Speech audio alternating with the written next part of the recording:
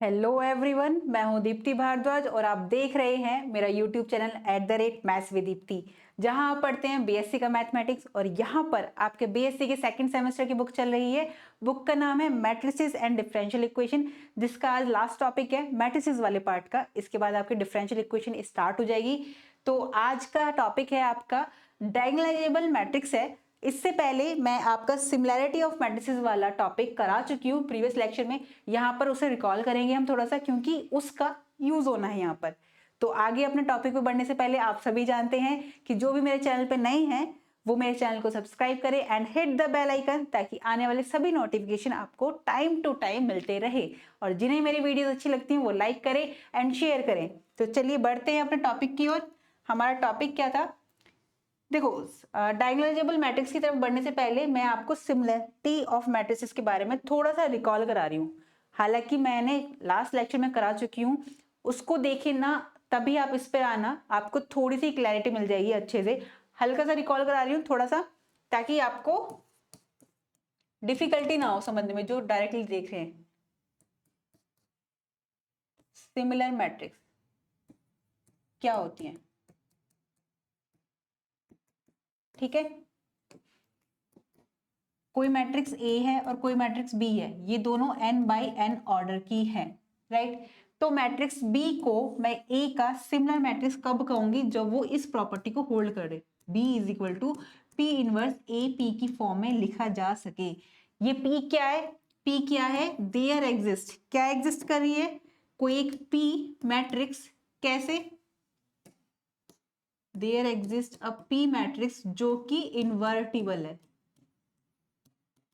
Invertible matrix का मतलब जिसका p इनवर्स फाइंड आउट किया जा सकता है, यानी कि नॉन सिंगुलर मैट्रिक्स है जिसका determinant does not equal to 0 है। इस बात का मतलब ये है। तभी इसकी अगर मल्टीप्लाई करेंगे हम तो हमें बी मैट्रिक्स मिलेगा। अगर इसका डिटरमिनेंट 0 हो जाएगा तो हम इनवर्स फाइंड आउट नहीं कर सकते हैं। तो यहाँ पर इनवर्स निकालने, इनवर्स की भी मल्टीप्लाई हो रही है, इसीलिए हमने एक ऐसी पी मैट्रिक्स ली है जिसका determinant does not equal to 0 होना चाहिए, यानी कि उसे हम बोल सकते हैं नॉन सिंगुलर मैट्रिक्स। कैसी matrix? Non singular matrix, right? तो ये थी हमारी सिमिलर मैट्रिक्स, जिसमें हमने देखा था कि अगर ये इस प्रॉपर्टी को तो होल्ड करी है, साथ ही साथ हमने कौन कौन से पॉइंट्स देख लिए थे? हमने देख लिए थे कि अगर ऐसा है तो पहली बात कि उन दोनों मैट्रिक्स का डिटरमिनेंट क्या होता था? सेम आता था, राइट? सेकंड, उसमें जो ट्रेस वैल्यू होती थी उनका सम सेम होता था। ट्रेस वैल्यू वही हम डायगोनल में जो लेते थे उनका सम, डायगोनल एलिमेंट किसी मैट्रिक्स के। और थर्ड पॉइंट क्या था उसका? कि उनके जो करेक्टरिस्टिक्स पॉलिनॉमियल आते थे वो सेम होते थे, वो भी इक्वल होते थे। दैट इज क्या? कि a माइनस लैम्डा आई बराबर होता था b माइनस लैम्डा आई के। अगर ऐसा है तो क्या है? करेक्टरिस्टिक्स इक्वेशन जो आती थी हमारी, या करेक्टरिस्टिक रूट जो बोलते हैं हम इसे, वो भी सेम होते थे, यानी कि दैट इज आइगन वैल्यूज। और फिफ्थ पॉइंट कि उसकी रैंक भी, उन दोनों मैट्रिक्स की रैंक भी सिमिलर आती थी, यानी सेम आती थी। तो ये पॉइंट्स हमने निकाले थे यहाँ से, और इनको हमने प्रूफ भी किया था विद एग्जांपल, और उसके बाद हमने उसकी थ्योरम भी करी थी सिमिलर मैट्रिक्स में। अब इसी का यूज डायगोनल मैट्रिक्स में कैसा होना है, सबसे पहले हम समझेंगे कि डायगोनल मैट्रिक्स क्या होती है, राइट? देखो, ये मैंने कोई एक मैट्रिक्स ली है ए, इसको डायगोनल मैट्रिक्स कब बोलेंगे? जब इसके जो डायगोनल में जो एलिमेंट्स आ रहे होंगे वो नॉन जीरो होंगे, और उसके अलग जो नॉन डायगोनल एलिमेंट्स हैं वो सारे जीरो होंगे। यानी कि सिर्फ और सिर्फ, अगर बहुत सिंपल लैंग्वेज में बोलूं तो एक मैट्रिक्स लूंगी जो स्क्वायर मैट्रिक्स ही होगी, n बाई n ऑर्डर की होगी। तो यहाँ पर कितने ऑर्डर की? 3 बाई 3 ऑर्डर की है ना? 3 रोज है और 3 कॉलम है। तो यहाँ पर हमने देखा सिर्फ डायगोनल में एलिमेंट्स है, बाकी एलिमेंट सारे जीरो है, तो उसको हम डायगोनल मैट्रिक्स बोल देते हैं। डायगोनल मैट्रिक्स का एक सबसे इंपॉर्टेंट पार्ट जो है वो ये है कि जब इसकी हम आइगन वैल्यूज निकालते हैं तो बहुत सिंपल होती है।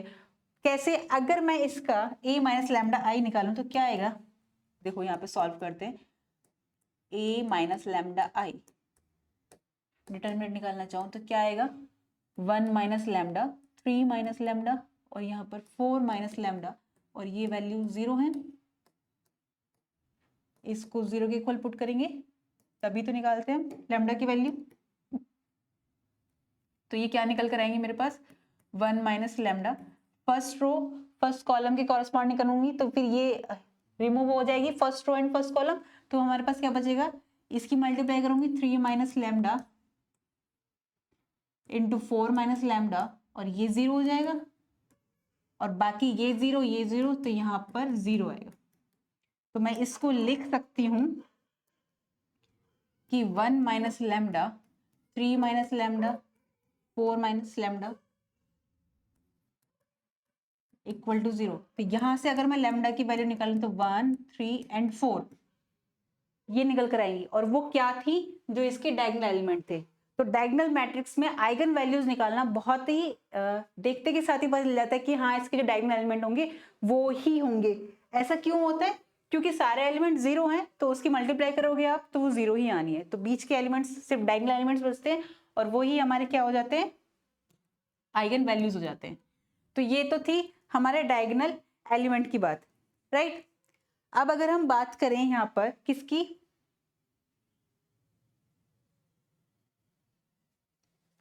अगर हम यहां पर बात करें सिमिलर मैट्रिक्स के बारे में, कोई मैट्रिक्स सिमिलर कब होगी, अगर इसकी डेफिनेशन में आए। देखो मैं आपको डायगोनल मैट्रिक्स क्यों बता रही हूँ, अब डेफिनेशन समझो। A matrix A is said to be a diagonalizable if it is similar to a diagonal matrix.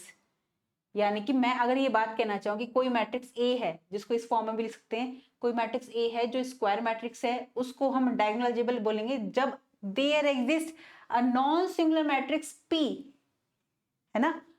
किस तरह से कि P inverse A P is equal to D. यहाँ ये डी क्या है, ये डायगोनल मैट्रिक्स है। अगर यहाँ पर मैं लिख दूं ये वाली बात कि P inverse A P is equal to B, तो ये सिमिलर मैट्रिक्स बन गई। इट मीन्स B जो है सिमिलर है किसके, ए मैट्रिक्स के। पर यहाँ पर डिफरेंस क्या है, प्रॉपर्टी वही है, डिफरेंस सिर्फ इतना सा है कि ये जो P मैट्रिक्स है, कि ये जो मैट्रिक्स है आपकी डी मैट्रिक्स, मतलब सॉरी दोबारा से आते हैं कि यहाँ पर P inverse A P is equal to B है, तो इट मीन्स यहाँ पर B जो है क्या है, सिमिलर मैट्रिक्स है A का, इसलिए ऐसा हो रहा है। तो दैट इज मैं ये बोल सकती हूँ कि यहाँ पर ये सिमिलर मैट्रिक्स तो बना अगर ये इसके सारे एलिमेंट सिर्फ और सिर्फ डायगोनल में आते हैं और बाकी के सारे 0 हो जाते हैं, यानी कि यहाँ पर कुछ ना कुछ वैल्यूज आती हैं डायगोनल में, तो वो मेरी डायगोनल मैट्रिक्स हो जाएगी। यानी कि यहाँ पर जो मैट्रिक्स डी है वो क्या है, सिमिलर मैट्रिक्स है किसके, ए के, और डी क्या है, डायगोनल मैट्रिक्स है। बस इतनी सी बात है, यानी सिमिलर वाली सारी प्रॉपर्टी को होल्ड करेगी ये, बट लास्ट में जो मैट्रिक्स निकल कर आएगी वो क्या होगी, सिर्फ और सिर्फ डायगोनल एलिमेंट होंगे और बाकी के 0 होंगे। ये डिफरेंस है। अगर मैं इसी को बोलूं कि P inverse A P is equal to B, ये हमारी सिमिलर मैट्रिक्स है, और इस सिमिलर मैट्रिक्स में मैंने देखा कि सारे एलिमेंट मेरे पास ऐसे आ गए इस तरीके से x, y एंड z, और बाकी के 0, तो ये डायगोनल मैट्रिक्स बन गई, और तभी हम कह देंगे कि हाँ ये डायगोनलाइजेबल है ना। तो इतना सा डिफरेंस है। अगर मैं एक एग्जांपल और लूं यहाँ से कि सिमिलर मैट्रिक्स में, कि अगर ऐसा कर सकते हैं तो मैं D इज इक्वल टू क्या लिख सकती हूँ, P इनवर्स ए पी की फॉर्म में लिख सकती हूँ, है ना। और अगर यहाँ से मैं देखना चाहूँ कि इनकी मल्टीप्लाई करूँ, मैं कोई एक A मैट्रिक्स लेती हूँ जिसमें अगर मैं डायगोनल के एलिमेंट लेना चाहूँ, अगर मैं इसके डायगोनल एलिमेंट लेना चाहूँ, मैंने मान लिया 1, 0, 0 एंड 2। अब मैं ए स्क्वायर निकालना चाहूँ, ये ए मैट्रिक्स है, मैं यहाँ पे ए स्क्वायर निकालना चाहती हूँ, तो इट मीन्स 1, 0, 0, 2 की 2 टाइम्स क्या होगी, मल्टीप्लाई करेंगे हम, है ना, रो एंड कॉलम की। अगर ऐसे हम करें तो ये करने के बाद मुझे यहाँ पर 1 मिल रहा है, 0, ये 0 और ये 4, दैट इज मैं इसे क्या लिख सकती हूँ, 1 का स्क्वायर 0 और ये 2 का स्क्वायर। मैं ये क्यों करा रही हूँ आपको, इसलिए बताना चाह रही हूँ कि अगर डायगोनल मैट्रिक्स कोई होती है उसकी मल्टीप्लाई हम करते हैं तो डायगोनल में जो एलिमेंट आते हैं वो वही आते हैं। अगर स्क्वायर करेंगे तो स्क्वायर आएगा, क्यूब करेंगे तो हम इसकी पावर 3 आएगी। तो अगर इसको मैं यहाँ पर भी करना चाहूँ, डी मेरे पास ये है और डी स्क्वायर निकालना चाहूँ, डी स्क्वायर दैट इज यहाँ पर क्या आ जाएगा, पी इनवर्स ए पी की 2 बार मल्टीप्लाई करेंगे, राइट।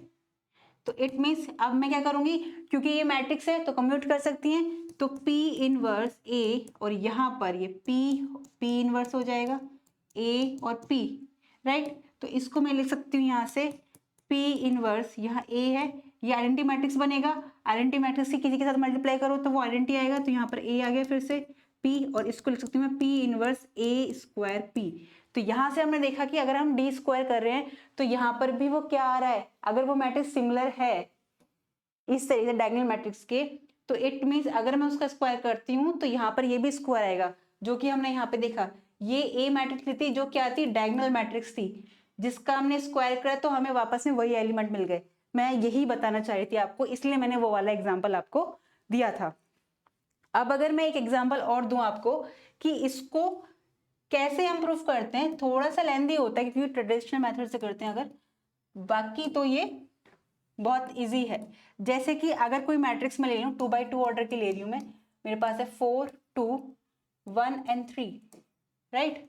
ये मैट्रिक्स मैंने ली है। अब मैं इसका क्या निकालूंगी, मुझे आइगन वैल्यू निकालनी है सबसे पहले। तो पहले मैं इसका डिटरमिनेंट देखूं, मॉड ऑफ ए कितना आ रहा है मेरे पास, 12 - 2 10 आ रहा है, does not equal to 0, right.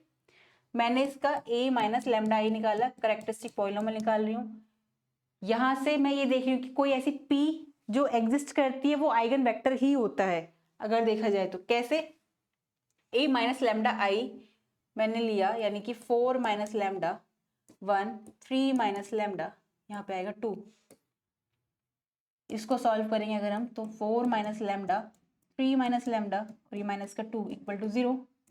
इसको सॉल्व करेंगे तो 12 माइनस का 4 lambda minus 3 lambda plus lambda square minus 2, तो यहाँ पर आएगा ये lambda square minus 7 lambda plus के 10 इक्वल टू 0, ठीक है। तो अगर यहाँ से मैं लैम्डा की वैल्यू निकालूँ तो लैम्डा की वैल्यू मेरे पास 2 और 5 आएगी, राइट। इस इक्वेशन को सॉल्व करने के बाद कैरेक्टरिस्टिक इक्वेशन हम सभी, क्वाड्रेटिक इक्वेशन हम सभी सॉल्व करना जानते हैं, और वो भी लैम्डा की वैल्यू यहाँ से 2 और 5 आ गई। अब इसके बाद मैं आइगन वैल्यूज आ गई तो इसके कॉरस्पॉन्डिंग हम आइगन वेक्टर निकालेंगे, ठीक है। हम for lambda is equal to 2 के लिए निकालते हैं। कैसे निकालते हैं कि लैम्डा इज इक्वल टू 2 की वैल्यू हम इसमें रखेंगे, a माइनस लैम्डा आई में। तो जैसे ही मैं रखती हूँ, यानी मोड ऑफ मैंने यहाँ रखी a माइनस 2i, तो यहाँ पे आएगा 4 2, तो यहाँ पे 2 2 1 3 माइनस 2, यहाँ पर आ गई 1। तो यहाँ पर मैंने क्या देखा, अगर मैं इसको सॉल्व करना चाहूँ तो कैसे आएगी, इसको मैं लिखूंगी a minus 2i into X is equal to 0 की फॉर्म में। x1 और x2 ये दो आ गए इक्वल टू 0 0। होमोजीनियस इक्वेशन की तरह सॉल्व करेंगे इसे हम। तो यहाँ पर मैंने देखा कि मुझे 2 रो क्या मिल रही है, सेम मिल रही है। तो इसका मतलब मैं क्या कर सकती हूँ, यहाँ पे R2 को R1 में से माइनस कर दूं। अगर मैं ऑपरेशन लगाऊं, R2 को लिख सकती हूँ मैं R2 माइनस 1, दैट इज 2 1, और ये 0 हो जाएंगी क्योंकि दोनों सेम है, x1 और x2। तो यहाँ हमने देखा, यहाँ पे हमें फ्री वेरिएबल मिल रहा है, तो ये लीनियर इंडिपेंडेंट बन रहे हैं।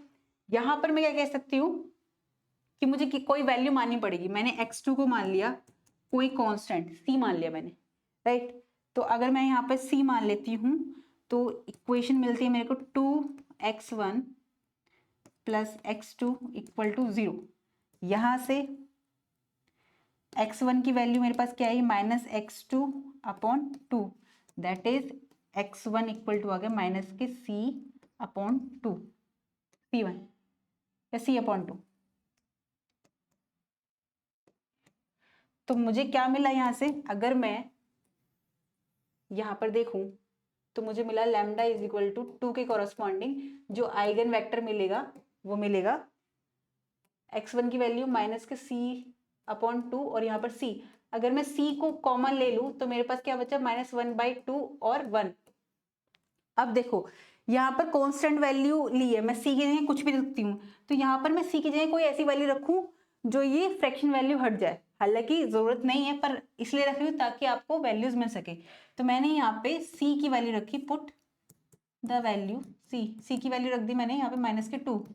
तो -2 जैसे रखूंगी मैं यहाँ पर, तो मुझे x1 मिल जाएगा, λ1 के कॉरस्पॉन्डिंग x1 मिल रहा है मुझे।